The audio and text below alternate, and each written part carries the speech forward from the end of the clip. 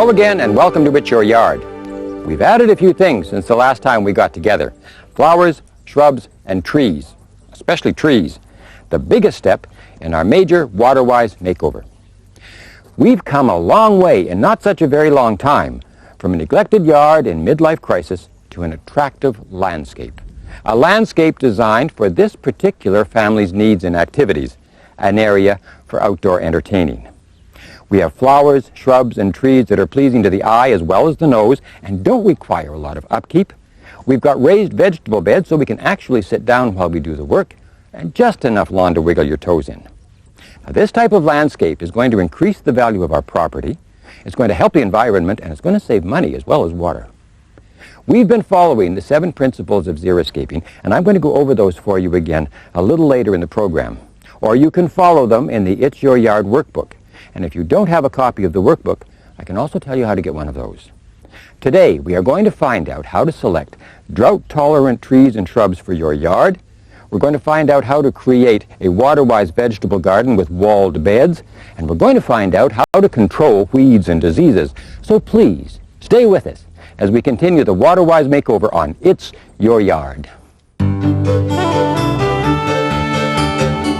For a water-saving garden, include a mixture of native and non-native drought-tolerant plants that are able to survive and even flourish with limited water. Ask your nursery professional what's available.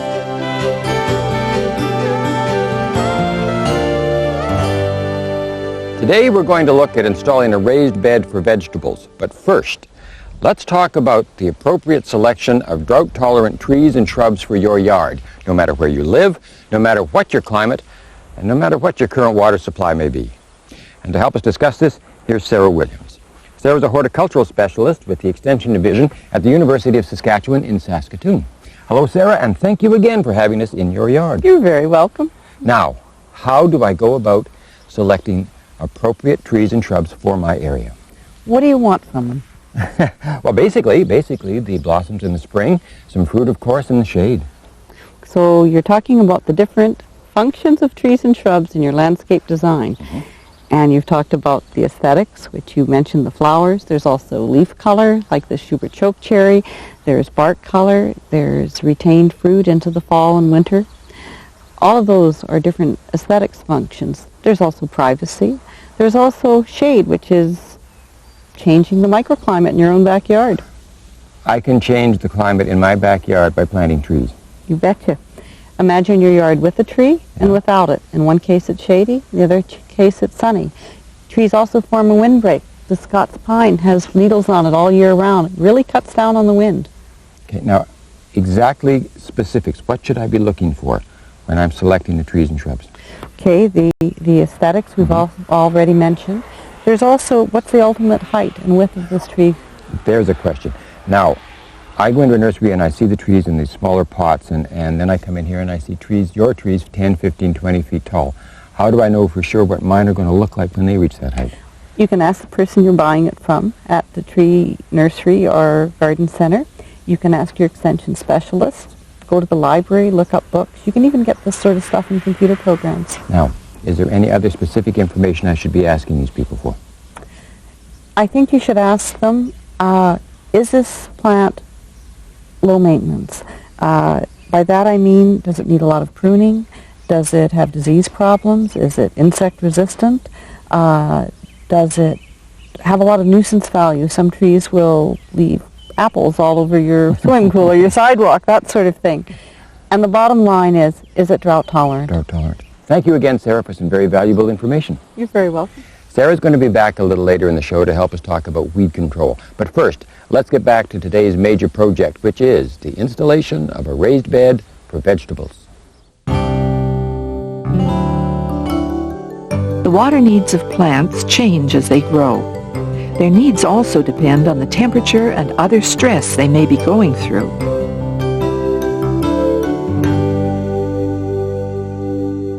There's nothing like vegetables that have been grown fresh in your own garden. And that's always been part of the xeriscaping project for our backyard. And I'm here today to find out how to grow those vegetables from an expert in the field. I'm going to be talking to Doug Waterer. Doug is a vegetable crop specialist with the University of Saskatchewan in Saskatoon. Hello, Doug, and thanks for having us here today. Welcome to our garden. It looks just a little bit better than mine. Well, we've been working at it hard this year. Now, I'm going to ask the big question first. How do I grow vegetables in a xeriscape garden? Well, Saskatchewan is a tough place to grow vegetables of all types. It doesn't matter whether you're growing in a xeriscape garden or any other type of situation. One of the key considerations that I like to emphasize is for people to grow the right variety or the right cultivar of vegetables. Okay, now explain cultivar. I know we're standing in the midst of a variety of pepper plants. Is this what you mean by a cultivar? Exactly. You know, as scientists, we like to put the big name on the simple concept. When I'm talking cultivar, I simply mean plants of a particular type, like peppers here, that have specific characteristics such as color of fruit, shape of leaf, or time of maturity. Now, you plant them in plots like this in order to determine their suitability for this particular region. Like all of these varieties are here for a reason. Which are going to do better than others? Exactly right. We run trials at a number of sites across the province. We examine how quickly they mature, how well they do under drought stress conditions, the quality of the fruit, etc. Every year we put those results together and distribute those both to the commercial growers and to backyard gardeners. So somebody like me, anybody like me who is looking at xeriscaping, gardening in general, can access that information. Exactly right. Now, another question for you. Are there any types of vegetables that I should avoid growing, or are there types of vegetables that maybe don't do as well as others under xeriscape conditions? It's a good question. One of the things we're looking at in xeriscape gardening is to try to get the maximum bang for our buck when it comes to a limited amount of water. Now, there certainly are some vegetables that do better under conditions where they may be exposed to a little bit of drought stress. We're standing in the midst of one right now. Peppers do very well with a little bit of drought stress. They're sweeter. They give you more zip on the hot peppers. Very nice crop under drought stress. By contrast with that, if we look into the background, you can see that behind us we have some of our melons, our pumpkins, and things like that. Those are crops that we don't get an awful lot of plant back, and they use a tremendous amount of water. So maybe I'm going to be thinking about peppers a little bit more than pumpkins. Now, I've noticed mulch here. I know that mulch was important when I was putting in the flowers and the shrubs. Is mulch as important on a vegetable garden, and what do you recommend that we use? Mulch is really a crucial factor when it comes to vegetable gardening for a number of reasons. One of the reasons that we got into using mulches was to warm up the soil in the spring. Saskatchewan has those cool springs. But another thing it'll do for us is that key characteristic of moisture conservation. As you mentioned, there are many different types of mulch that are available, bark, sawdust. We use a tremendous amount of plastic mulch, and we've got an example right here. This is a black plastic mulch. You can see that it's been applied to the soil. The edges have been buried. A number of the characteristics of the black plastic mulch in terms of moisture conservation are very obvious right here. First of all, you notice there's no weeds. Right. The last thing we want to see in a situation where we're short on moisture is weeds, because that's just a waste. Another key thing is that the plastic is sealing the moisture into the soil. We're not losing anything to evaporation. And that includes wind evaporation. Exactly right. Okay. Now, we've taken this whole system of moisture conservation with the black plastic one step further, in that the only place that any moisture is applied to the crop is actually via a tube that is right buried underneath the plastic. That's a soaker hose? That is a soaker style hose. So you can see the only place moisture goes is where the plants are. There's nothing wasted between the rows. So we're not growing weeds between the rows? Exactly right. Now, I have a small backyard. This is all very interesting. It's fascinating, but I wouldn't have the room for it. I'm thinking of putting in, well, I've got in raised beds. Now, is there room, is there place in a xeriscape landscape for raised vegetable beds? There certainly is. One of the things about raised beds is it is a very efficient way of growing vegetables. And it's efficient in terms of space, but it's also efficient in terms of moisture. You get a large amount of vegetable production for a limited amount of moisture applied. Now, one of the considerations we do have with raised beds is I advocate that people that are thinking about doing this should get out and get the raised beds going early, because they warm up very quickly in the spring, but they also tend to dry out a little bit faster than regular soil. So the advantage is you can get into them a little earlier, and if there is a disadvantage to them, it's the fact that they dry out a little quicker. Exactly right. So get out there, get your lettuce, get your spinach and things on those raised beds, and maybe think about some of your things like melons, etc., on another part of the yard. Doug, I want to thank you very much for the information and for the tour. This has been fascinating. Thank you. Good luck to you. Thanks. Now that I've learned what I'm going to grow and how to grow it, I'm going to make sure that I get to eat it. We'll be back in a few minutes on how to control weeds and diseases. Bulbs are naturally water thrifty. They simply shut down in dry weather and wait for better times and more moisture. See where bulbs will fit in your water-wise yard and garden.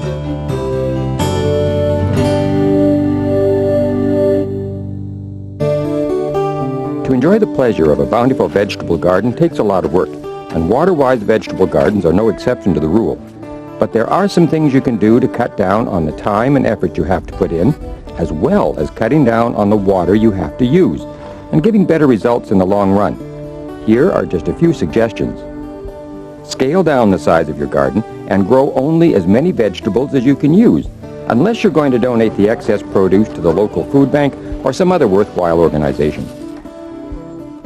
Plant vegetables that give a high yield but don't demand too much attention. Set your plants close together and mulch them generously to control weeds and save water. Choose plant varieties that are disease-resistant and appropriate for the climate in your area. Drip irrigation or soaker hoses can deliver water to your vegetables more precisely than sprays or sprinklers. Plant your crops thickly enough so they can shade their own roots and conserve soil moisture. When you use proper planting, wise watering, and efficient gardening habits, you will have a vegetable garden that can give great pleasure along with delicious, nutritious produce. Don't go away now. I'll be back in a moment with Sarah Williams to find out more about ways to deal with weeds and diseases.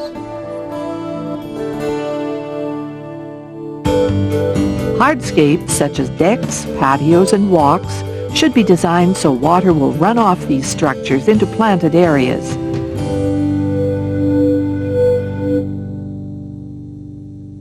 Hi Sarah, how are you doing with weeding? Well, it's just right up there, way up on my list, along with housework. I understand. The more mulch you have, the fewer weeds you're going to end up with. That's true, but you have to get rid of the weeds right before you start. And what about putting something underneath that mulch, a plastic cover? Well, you don't want to use plastic. Plastic interferes with water percolation. It also interferes with the exchange of gases between the soil atmosphere and the air atmosphere, so sometimes the roots are deprived of oxygen. And that's something a lot of people lose sight of. It isn't just moisture that goes through to the soil, it's air as well. Right. Is there an alternative to the plastic? Landscape fabric is a really useful sort of thing. They allow the water percolation, they allow the gas exchange, and they exclude weeds that germinate from underneath it. So they're a good alternative to plastic then? Oh, yeah. Inorganic mulches, things like gravel and crushed rock. Well, the problem with crushed rock and gravel is that what they do is collect heat. And plant roots grow best at about 16 to 17 degrees Celsius. So the soil tends to heat up a little bit, and the only time you get good root growth is in the spring and in the fall when it's a little bit cooler. Common sense, you put a rock out in the sun, it's going to get warm. Yeah. Now, I already have some weed growth coming in my yard. I've got dandelions spotted here and there on the lawn, and I've got some things coming in the flower bed that I know don't belong there. How am I going to get rid of them? In a lawn situation, if you had broadleaf weeds like dandelions, applying 2,4-D as a spot killer is probably the best solution. That means you put it where the weeds are. One-on-one. One-on-one. Okay. You don't give it a broad application. And timing is important on that, too. The best time to apply 2,4-D is early in the spring, before your bedding plants are out, before your vegetables are up, or else in September after the frost is disposed of your bedding plants and you've harvested your vegetables. And really pay attention to the directions. Read them before you apply. Read the label. Yes, for sure. Now, in the flower beds, getting rid of those weeds, that's diligence and either the hand hoe or just getting down there and pulling them. Right. You don't want to use any sort of chemical in your flower beds. Okay. So, the bottom line of weed control, Sarah, why do we do it? Why does anybody do it? Well, the most obvious thing is water conservation, but weeds take up space that your garden plants would otherwise take up. They take up nutrients, and they also act as hosts for diseases and insects that will start out on the weeds and then get into your garden plants. And they will spread. And on the topic of diseases, I understand that a xeriscaped yard is going to give me at least an advantage in disease control. Is that right? It is, because drought-tolerant plants tend to be less succulent. There isn't that lushness that you find with high water use plants. And disease organisms are less likely to enter into the cells of plants that don't have a lot of water uptake. So there is an advantage then. And Yes. I'm glad to hear that. Pruning, Sarah, that is supposed to be something else that at least helps control disease. Some diseases, the only way you really can control them is to remove the diseased parts of the plant through pruning. It's really important, though, to dip your pruning tool into some sort of a disinfectant before and after every cut. Otherwise, you're going to end up spreading the diseases. Sarah, I want to thank you again for some very valuable information. You know, there's more than one way to thank a person. You want a hand with the weeding. You bet. You've got it. It's a fair trade. It's a fair trade. No matter where you live or what your climate is like, whether you're designing a brand new garden or remodeling an old one as we've been doing, it makes good sense to follow the 7 principles of xeriscaping, or gardening to conserve water. Plan your garden so it will use water as efficiently as possible and still meet your needs.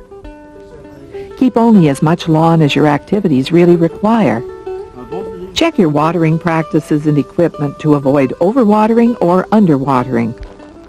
Find out what your soil needs to increase its ability to conserve water as well as its workability. Mulches can reduce weed growth, evaporation, and erosion. Choose trees, shrubs, flowers, and ground covers that are well adapted to your region and that are mainly thrifty water users. Careless gardening habits waste millions of gallons of water a year. Being water-wise means being careful. Those are smart principles and ones that we're trying to garden by in our yard and your yard. Well, things are really beginning to shape up, just as we planned.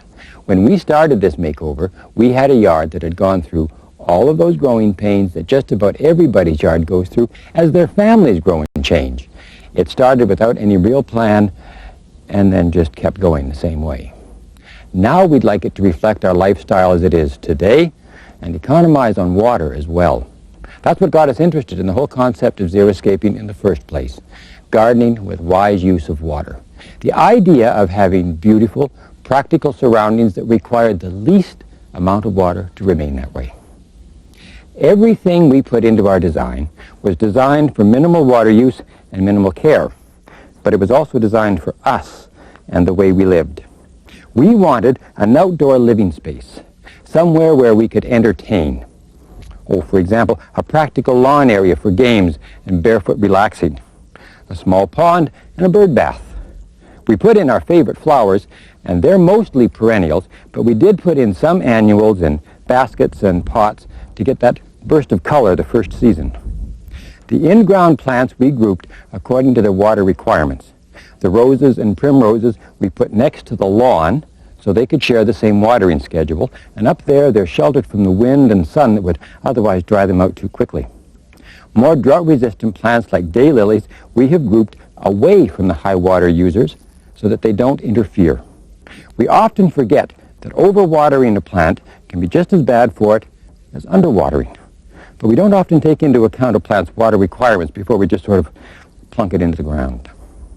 In our next and final show, Sarah Williams will be showing us how and why we mulch, and it's the best way to maintain a water-efficient garden. She'll also be giving us some more tips on maintenance now that we have our water-wise yard up and running. We'll also find out how to keep an ongoing eye on our garden to monitor just how much water it's using and how much it actually needs. I do hope you'll join us then. I'm Dale Simmons, and remember, it's your yard.